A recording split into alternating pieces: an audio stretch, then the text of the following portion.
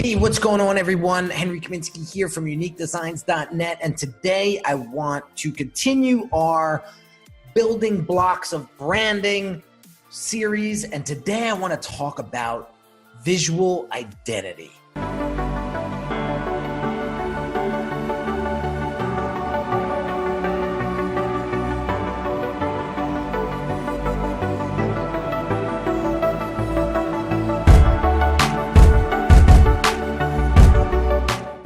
And how important it is to define your visual identity for your business so that it helps build brand and connect with your target audience. So let's dive in, guys, and I'm going to walk you through a series of slides real quick to sort of help you get a better understanding of visual identity for your business, so that you can start to create a business that is perceived to be more valuable, more credible, and more authoritative. So let's look at visual identity as a whole. And I will tell you this, guys, image is everything.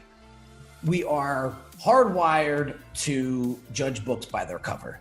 It is what it is. I'm not saying it's right. I'm not saying it's wrong, but we judge books by their covers. And I always tell clients, if you have a stellar product or service and your visual identity isn't matching that quality of service, there's a huge disconnect there.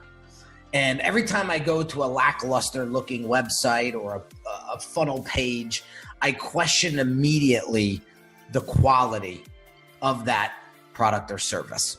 So, when you create a visual identity for your brand, you want it to be as professional as possible, because that's going to build trust, and trust gets people to sell. So I want to help you design an awe-inspiring visual brand, because after all, appearances make up our first impressions.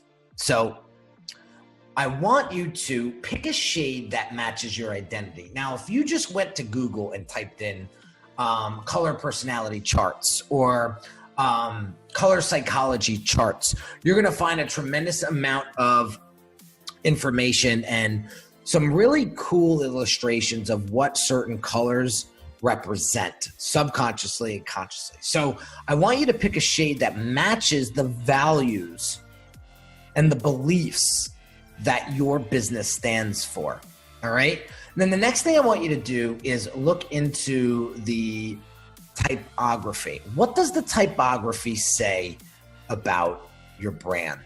And so I'm going to take this and show this on a larger scale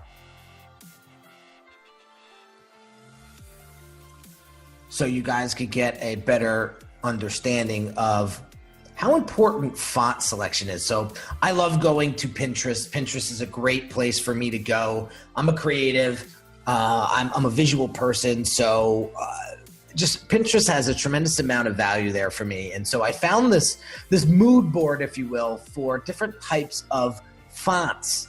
And I just want to run this through real quick, because I want you to understand that the fonts that you select for your brand play a huge part in how it connects with your audience. So this slab serif font, for example, the attributes that come along with this font are important, evident, bold, impactful, and attention-grabbing. It's somewhat bold. It's somewhat in your face. And so hence why these attributes are attributed to this particular font. We have our classic sans serif, which represents simple, sensible, straightforward, easy to read, neutral. We want to be able to simplify things for our audience. And having a sans serif font is very easy on the eye. And we can play around with the looks and feels of a serif font just by creating the space in between each letter and so on and so forth. So there's a lot of versatility that you could use with a sans serif font. But I want you to just pay attention to the attributes that are associated with this particular font as well. And same with the serif font. It comes off as stable, respectable, timeless, formal, traditional. So if you have a traditional brand, a traditional business, you want to fly with a serif font. It's going to communicate that value, that level of perception, that level of authority and credibility, and that level of connectivity between what your brand and your business stands for and what it looks like, right? Then we have a modern serif font. I happen to really love this font. It's used highly in the fashion industry. So, you'll see a lot of this font being used in that marketplace and in that industry. It represents glamour, exquisite, clean, luxurious. It's a great font. I use it a lot when I'm working with my clients that are more higher ticket, more upscale. It's just a great font to use. And then we have our bolder black font, right? And that's the dominant, the gallant, the significant, the reputable. This font is used to really drum home the purpose, right? And to really be in your face, right? The condenser ultra thin font, I'm not a huge fan of this font. I just think it looks cheap. I'm not gonna lie. I see a lot of brands that are using it, and I just don't. It's a personal preference. So let me take my judgment. Let me take my personal preference out of this, and share with you the attributes that go along with this font. So it's busy. It's authoritative, lofty, logical, and influential. I don't know so much about the authoritative. I might disagree there for the simple fact that there's nothing about this font that is bold. And when I think authoritative, I think bold.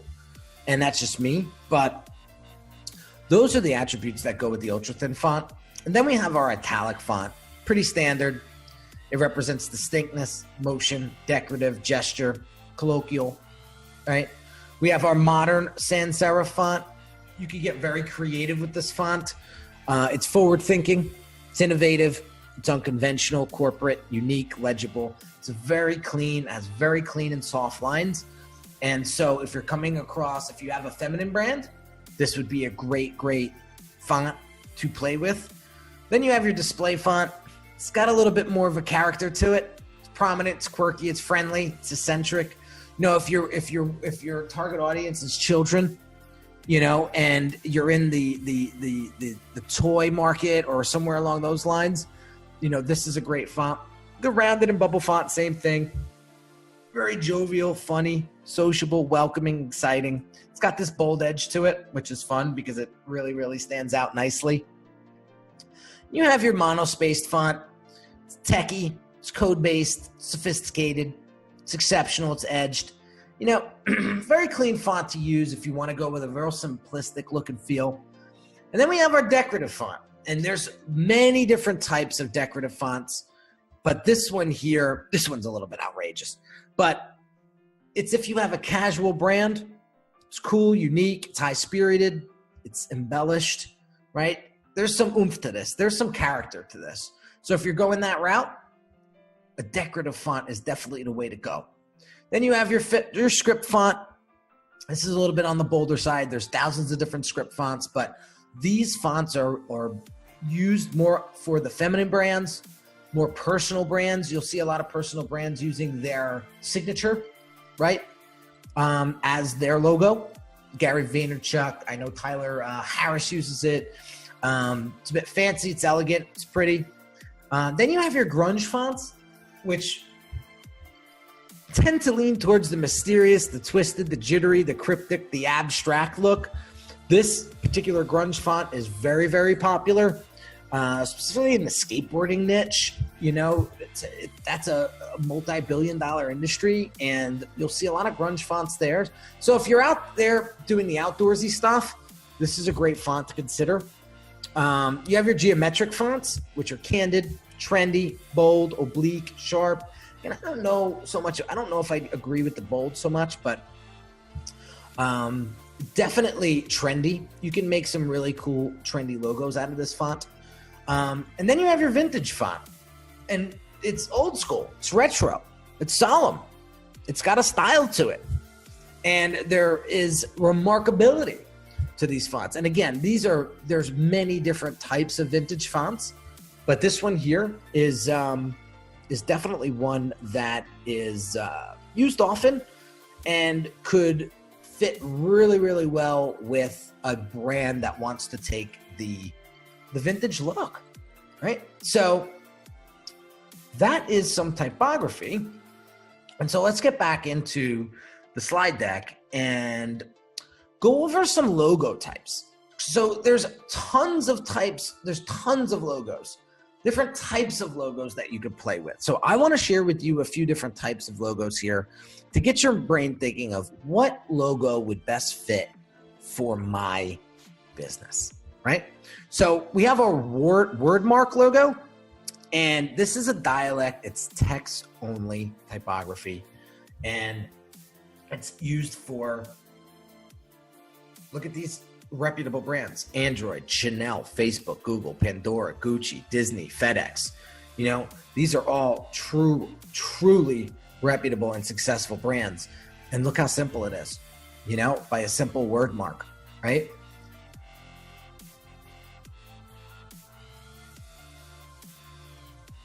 And then we have our letter mark. This is a typography-based logo that's comprised with few letters, usually a company's initials. So again, Chanel, BBC, E Network, A&E, IBM, CNN, 3M, Calvin Klein, HBO. Again, very, very clean lines, very straight to the point, easily digestible. And again, it has this artistic approach to it, and it has this cleanliness to it that, again, makes it easy to digest. Then we have a combination of the two, right? So we have some text and icon. So Pizza Hut, Adidas, Domino's, AT&T, Red Bull, Adobe, NBC, Burger King, Puma, right? So here's a combination of the two that we just mentioned. Then we have our abstract logos, right? And abstract logos tend to express their message through loose figurative elements. So you have your Target, your BP, your Atari, the Olympics, Adidas, National Geographic, Sprint, Mitsubishi. I forget what logo that is. Is that, I want to say it's a bank. I can't remember off the top of my head, but again, very, very iconic, but abstract at the same time, right? Then you have your character logos, and these are more on the mascot side of things. They appear more friendly. They appeal especially towards children. So you have your Mail Chip Monkey, the Michelin Man, Starbucks, Mr. Clean. I don't know what that one is in the middle. Forgive me. KFC, Peanuts, the Kool-Aid Man, and Pringles. Okay. So let's create a visual identity for you. So here's a couple of questions that I want you to ask yourself and take some time and actually go through this. So first and foremost, I want you to choose a color palette. I want you to pick a shade that matches your brand's identity, the values, the beliefs. Okay.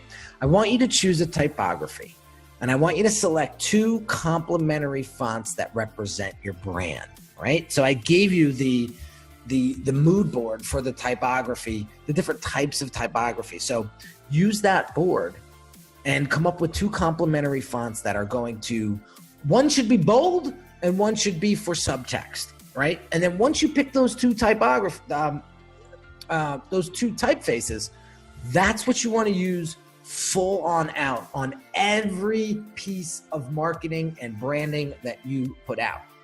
That's going to help you build a consistent brand and visual identity. All right. I also want you to define your imagery choices. So determine the types of images that best represent your brand. So for me, if you go to my Instagram page, if you go to my website, I use some very, very clear and crisp imagery.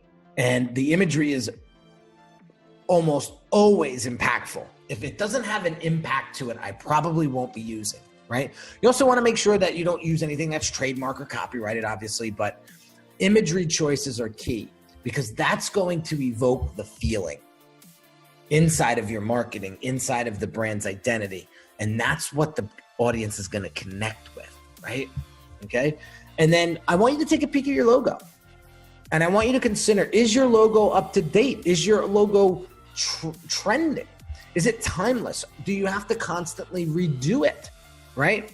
So if you've uncovered your brand's identity that isn't represented by your current logo, then I would highly suggest a redesign, because it may look outdated. It may look amateur to your audience. And that's what's going to kill the reputation. That's what's going to kill the credibility that you want to create with your brand and your brand's visual identity. So I hope you got some value out of this, guys. If you have any questions, drop them in the comments. And if you haven't subscribed to this channel yet, please do.